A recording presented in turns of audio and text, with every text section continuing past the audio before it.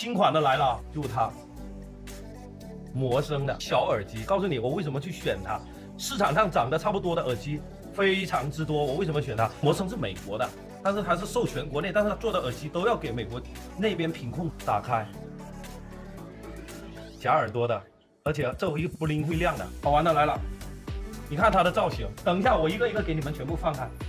你们看到没有？它进去了，而不是完全的入耳式塞进去的，而是它套进去的。好 ，OK， 来第二枚，你看它是进去的，以前是挂耳朵挂上去的。第二个，它重量特别轻。还有一个好玩的来了，当你在播放的时候，记住那2个按键啊，摸一下是没有任何反应，双击暂停，点3下切换下一首歌。